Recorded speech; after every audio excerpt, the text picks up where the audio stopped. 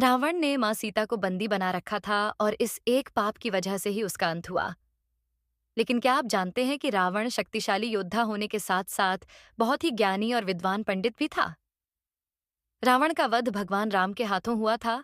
रावण के मरते वक्त श्री राम ने भाई लक्ष्मण से कहा कि रावण नीति और शक्ति का महान ज्ञाता है।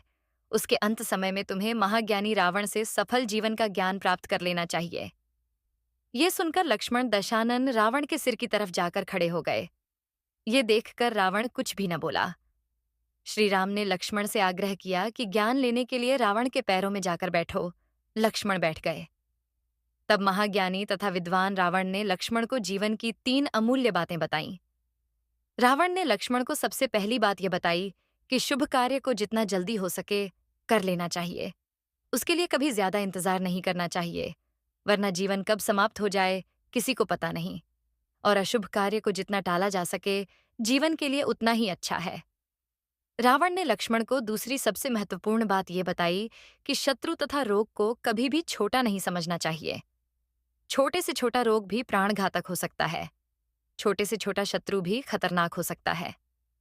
रावण ने राम, लक्ष्मण और उनकी वानर सेना को तुच्छ समझा था, और वही वानर सेना और मानुष राम रावण की मृत्यु का कारण भी बने। रावण ने लक्ष्मण को तीसरी ज्ञान की बात यह बताई कि अपने जीवन से जुड़े राज्य को यथासंभव गुप्त ही रखना चाहिए। उसे किसी भी व्यक्ति को नहीं बतानी चाहिए, चाहे वह आपका सबसे प्रिय क्यों ना हो। यदि वह रहस्य किसी के सामने आ गया तो उसका जीवन पर बुरा प्रभाव पड़ सकता है। रावण के नाभि में अमृत कुंड होने का रहस्य विभीषण को पता था, और यही रावण की हार की वजह बन गया। तो दोस्तों, कैसी लगी आपको हमारी आज की वीडियो? ऐसी वीडियोस को देखने सुनने के लिए हमारे चैनल को लाइक और सब्सक्राइब करना ना भूलें।